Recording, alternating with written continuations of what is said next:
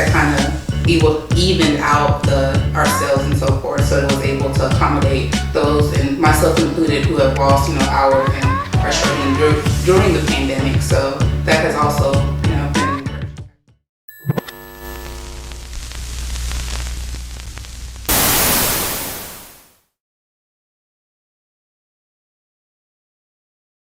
What's going on, Black Bookers, and welcome to another episode of Book Black TV.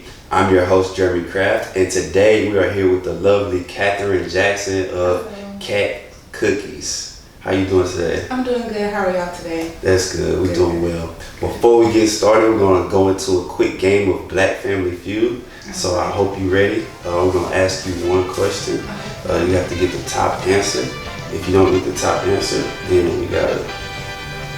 No, I'm just kidding. So we asked 100 Black Bookers, name something your neighbor might ask you for if they ran out of it. Sugar. There you go, bingo. Listen, you better stop. They gonna think we the police in there. Gets results. The fuck do you want? Came to buy some sugar. Does it look like a fucking 7-Eleven to you, Holmes? Do you see that dot on my forehead, my friend? Do you see an ATM in the corner that doesn't work? Do you? No, you don't, so fuck you, my friend. Get the fuck out of here, Day. You too, Slim Shady. No problem, we gone. Bingo, so yeah, you can stay. Thank you. You gotta leave, it's cool. But so tell us a little bit about yourself. All right, well, my name is Catherine Jackson. I'm from Tomball, Texas. I started baking as early as the age of maybe 5. Mm-hmm. And I recently just started baking to pay for my school back in 2018. Okay. And it ended up turning into a small business. So, like I said, I'm originally from Tomball. I went to TSU back in 2009. Okay, I took a break from school to work in marketing and management at Sam's. So now I have returned back to my first love of baking and just trying to make the best of it. So that's cool. HBCU love. We love all the HBCUs out there.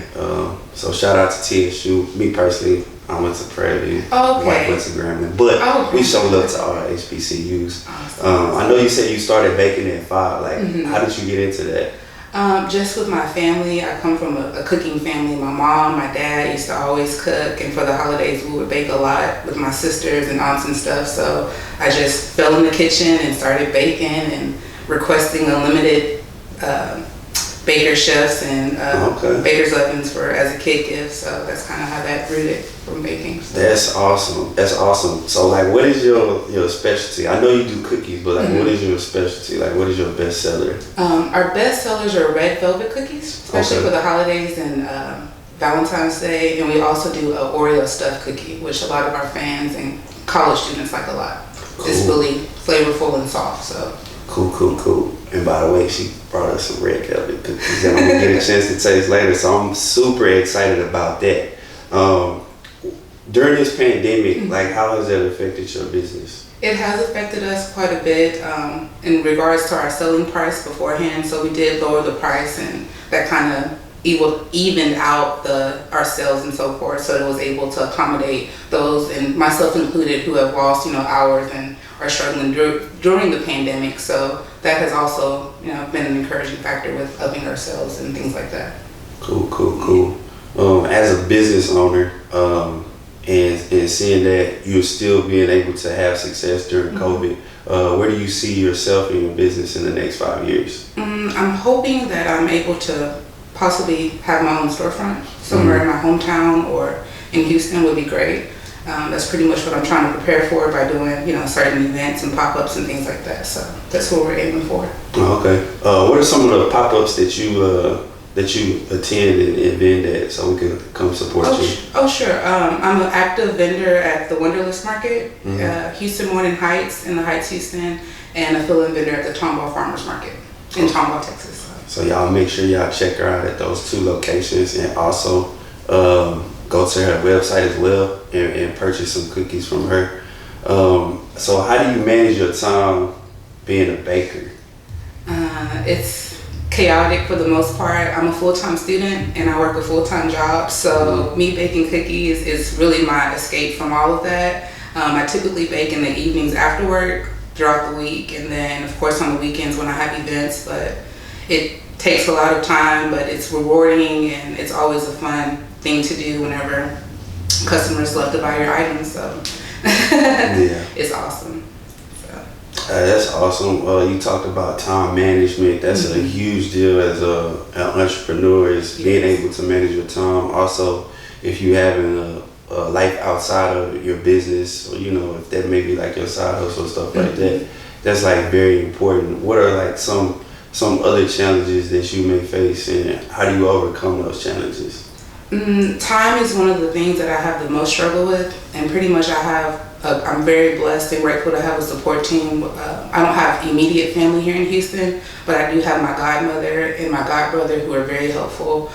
They are entrepreneurs themselves, real estate and investing, and they've always just encouraged me faithfully and just have given me a course foundation on how to be successful in certain things. So that has really been helpful. That is so dope. And the fact that you said it's a blessing to have those key people in your life lets us know that you have God in your life. One of the things that I'm very, very strong in is always having God at the forefront of whatever it is you do. But let me not give away all my advice. What is some of the advice that you would give to not even just people who may want to become bakers, but just people who are trying to reach their next level of success in life? What is some of the advice that you would give them? I would always say to always have a vision and be faithful. Make sure you always stick to what your plan A is. I always try to say there's no option of a plan B, so you just have to go for it and be faithful and humble. I like that. So you don't need no plan B, plan A, because if you start having plan B, then you take it away from your plan A. So put all that time, energy, and effort into your plan A.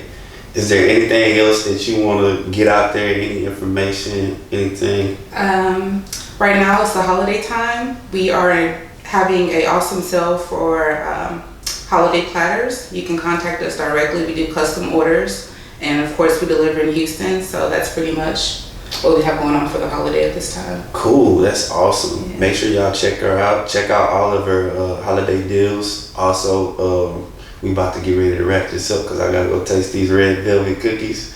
Where can the people find you? How can they get in contact with you and follow you on social media and all that good stuff? Sure, they can follow us on Cats Cookies 9 on Instagram and Facebook. And you can also visit our website at www.catscookies.net or call us directly at 832-994-9717. Awesome. Thank you so much for coming. Thank y'all for having us. No problem. And man, I can't wait to get to these cookies. Thank you so much, Kat. No problem. Y'all have a awesome Sunday. All right. Take care.